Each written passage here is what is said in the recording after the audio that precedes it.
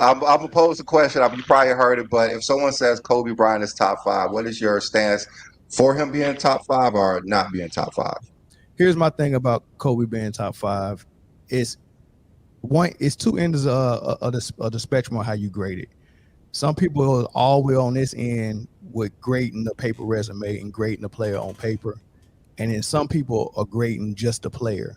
So if you're a scout and you going to high schools to find out what player you want for your program, you're not going to go down there and ask for the stat sheet on how much they average. You're going to go down there and actually look at them and come back to your athletic director or your coach and say, this is his strengths and this is his weaknesses. And when you talk about it like that, Michael Jordan was, and a lot of players will vouch for this, was very close to complete on both ends of the floor with very few weaknesses. And Kobe Bryant was the same way. But when you grade out everyone, there's a lot of players that have more weaknesses than Kobe and Mike. And that's how some people look at it. But when you go to the paper resume, yeah, the argument for LeBron is going to be overwhelmingly better than Kobe's. The argument for Kareem is going to be better than Kobe's. The argument for Jordan is going to be better than Kobe's. But that's circumstances. That's not a indictment on him as a player. That's just the circumstances that was surrounding him that made the paper resume and his storyline look a little different. So, or look a little inferior. So that's my thing. But I grade the player, and that's how I do it. So I do have Kobe top five. I have him number 3 behind Kareem and Mike. You don't find that suspicious? You don't find that suspicious? Mel, let me ask you this. Kobe averages 6 points per game in high school. He's still getting drafted top 10 or 13th in the NBA? No, probably not. So how does a scouting report exclude stats? You're not going to go down there and ask for the stat sheet on how much they average. Yeah, I didn't say exclude stats. I said you're not going to grab. No, wait. Yes, you did. You're not going to go down there and ask for the stat sheet on how much they average. You're going to go down there and actually look at them and come back to your athletic director or your coach and say, this is his strengths and this is his weaknesses. Yes, you did. You said a scouting report is going to give you their weaknesses, their strength. They're not going to tell you, give me the stat sheet. You're not going to go down there and ask for the stat sheet on how much they average. Matter of fact, they're not going to go visit you without seeing a stat sheet. No, that's not true. No, that's not true. I'm gonna speak on that as far as like from experience, like coaching high school. There's a program that's Max Prep, and you put in their stats and everything, and that's how a lot of colleges actually visit that website and look at their stats and everything, and then they come out and see them. So they do look at the stats. They look at everything. Yeah. So when I said that is you're not going to come and grab the stat sheet and form a conclusion. You got to watch the player play. You have to grade the player. You're not grading the paper. You sure about that? You sure about that? That's why? You sure about that? You sure about that's not why? Flat out going to be outstanding. It's going to take him a little time, though, because he's going from high school, skipping college, into a very physical game. All he did was average 31 points a game his senior year. All he did was average 31 points a game his senior year. All he did was average 31 points a game his senior year. His team won the state title with 31 wins and 3 losses, and he eclipsed the scoring mark of Wilt Chamberlain in Pennsylvania. And he eclipsed the scoring mark of Wilt Chamberlain in Pennsylvania. And he eclipsed the scoring mark of Wilt Chamberlain in Pennsylvania. This kid has got it all. Yeah, your stance and your basis is why people like Rashard McCants could go on television or go on streams and say the most idiotic stances, because if you're not using the stats, if you can't see the stats, I don't trust what you saw on the basketball court.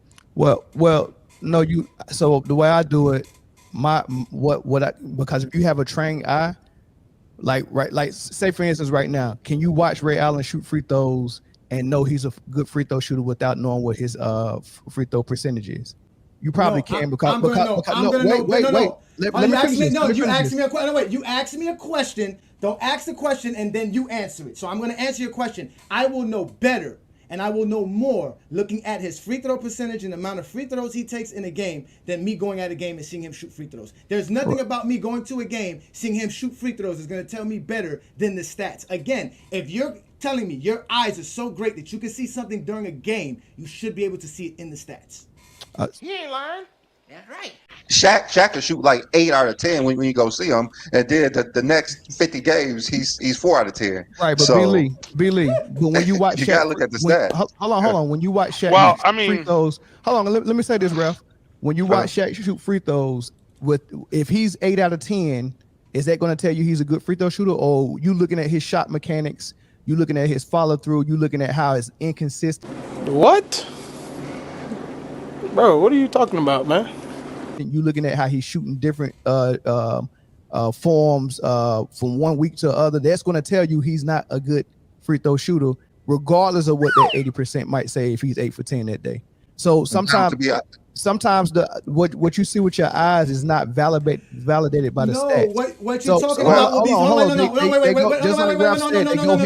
What you be saying will be seen with the stats, because once you go look at the stats, you'll say, well, wow, he was 8 for 10 that one game I was there, but then you'll see he was 2 for 10 another game, and he was 4 for 12 another game, and he was 5 for 15 another game. You're gonna say to yourself, well, oh, now I saw the mechanics. Again, whatever you saw on the game, you're going to see it in these stats. Not every time. Listen, you're not listening to what I'm saying. You hear what you're saying out loud, bro? I am listening. You sound like Rashard McCants. Let me ask you a You're question. not making no sense. I'm not saying throw stats away.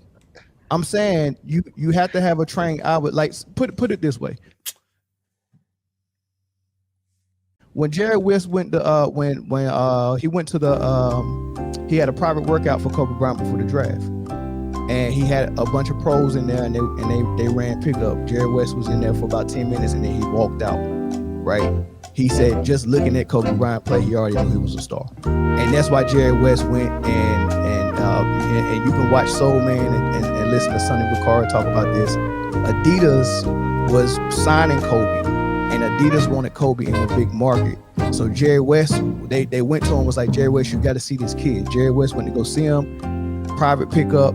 He saw that he was good in 10 minutes, didn't even watch the whole pickup, left him like, that's the guy we're drafting. And then they started putting newspaper articles in saying that if Philly takes him, he's going to go to overseas and play. And, they was like putting just false information out there so he would fall. And then they had made the deal with Charlotte and was like, hey, we'll give you Vlade Divac for that 13th pick, and we'll tell you who to pick right before the draft. And that's what they did. It was Kobe the whole time, and it was all set up with Sonny Vaccaro, Adidas, and the Lakers to make sure he landed in a big market, so Adidas could market him the way Nike marketed Michael Jordan.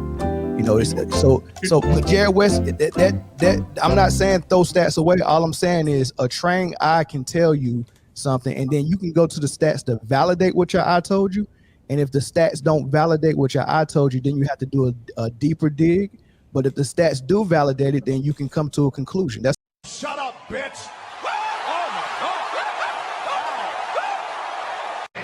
You gonna learn today? You got knocked the fuck out, bitch. Yeah.